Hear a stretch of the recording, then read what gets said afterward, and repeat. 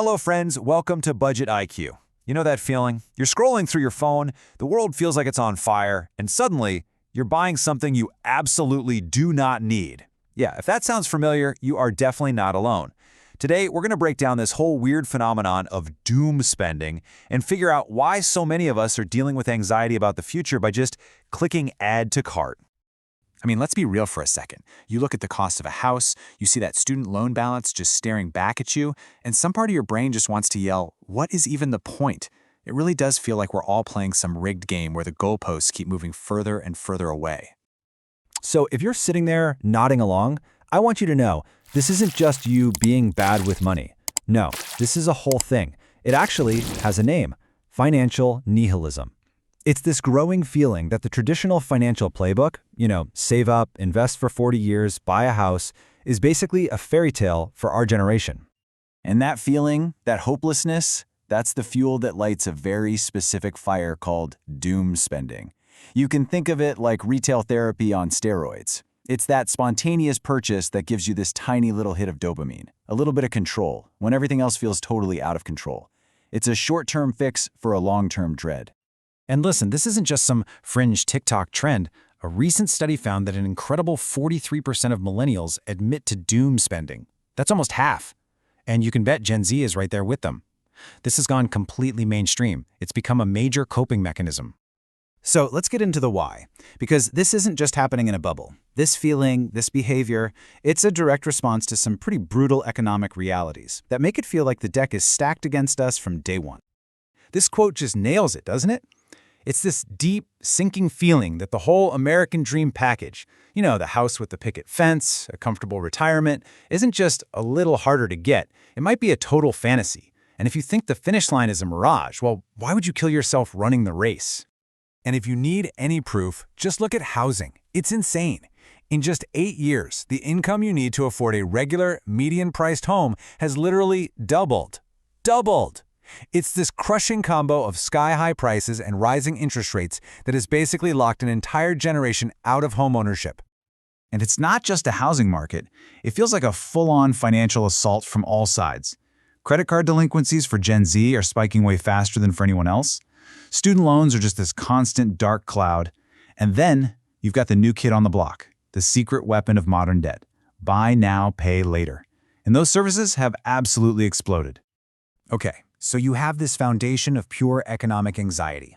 Now what happens when you pour the digital equivalent of gasoline all over it? Because that's what our phones and our apps have become. They're not just for fun anymore. They are perfectly tuned machines designed to turn our anxiety into someone else's profit. And this is the trap. This is the loop. It starts with doom scrolling, right? You're just taking in this endless feed of bad news, pumping stress hormones straight into your system. So to feel better, even for a second, you switch over to a shopping app. That's the doom spend. You get that little rush, but then the bill comes, the stress comes back even worse, and what do you do to cope with that stress? You pick up your phone. And boom, the cycle starts all over again. And what's the supercharger for this whole cycle? Buy now, pay later. It's the perfect tool for impulse spending. I mean, it's gotten so huge that for more than half of Gen Z, using a service like Klarna or Afterpay is now more common than swiping a traditional credit card. Just let that sink in for a second. And people are using it for, well, everything. You've got the expected stuff like electronics and new clothes, but then you look closer and you see groceries. People are using installment plans to buy their food for the week. I mean, if that's not a giant, flashing red light that people's budgets are at their breaking point, I don't know what is. The scale of this growth is just hard to wrap your head around. Take a look at this. Back in 2019, there were about 100,000 applications for these little loans every day. Okay, now fast forward just 3 years.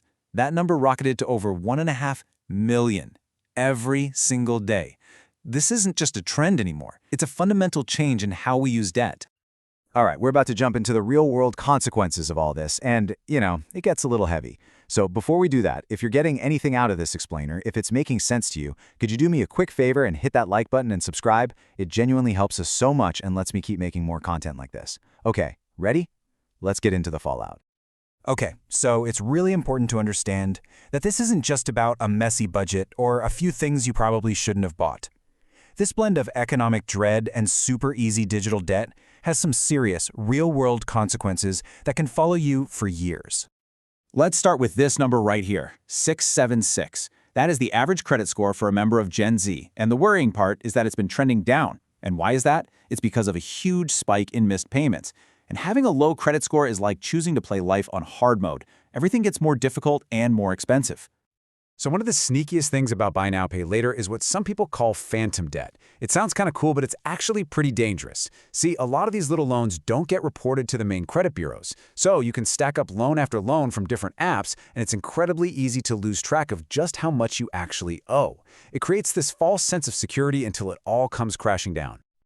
And here is where that digital number crashes right into the real world. A low credit score can literally stop you from getting a place to live. So many landlords now use automated screening software. Your application goes in, and if the number's too low, you get an automatic rejection. No human even sees it. Over half of Gen Z renters who've been denied an apartment say their credit score was the reason why. It's a vicious cycle. Now look, I have to say this. This is a massive, complicated topic, and what we're doing here is really just scratching the surface. So please use this as a jumping-off point for your own research. And if you feel like you're in deep, there is absolutely zero shame in talking to a certified financial professional. That is literally what they are there for, to help you sort this stuff out. Okay, that was a lot of doom and gloom, I know. But I absolutely refuse to end this on a down note because this is not a hopeless situation. Far from it. There are real, powerful, concrete things you can do to fight back and start reclaiming your future. So let's talk about the antidote.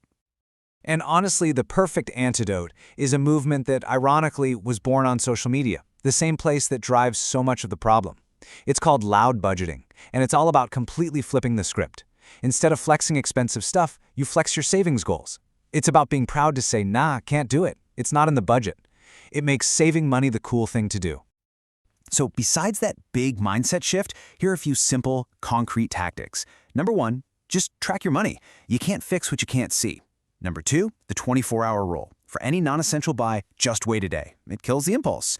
3, automate your savings. Seriously, even if it's just $5 from each paycheck, it starts building a habit. And finally, get help if you need it. A financial advisor can tackle the numbers, and a therapist can help you figure out the why behind your habits. So I'm going to leave you with this question. Don't think about the huge, overwhelming picture for a second. Just think about this. What is one small, totally manageable thing you can do today, like right after watching this, to feel just a little bit more in control of your money? I really want to know. Drop your answer in the comments below. Hey, thank you so much for sticking with me through all that. If this helped clear some things up about the crazy world of finances we're living in, I would be so grateful if you'd hit that like button and subscribe for more explainers. The whole goal here at BudgetIQ is to make this stuff less intimidating, and your support really does make it all possible. I will see you in the next one.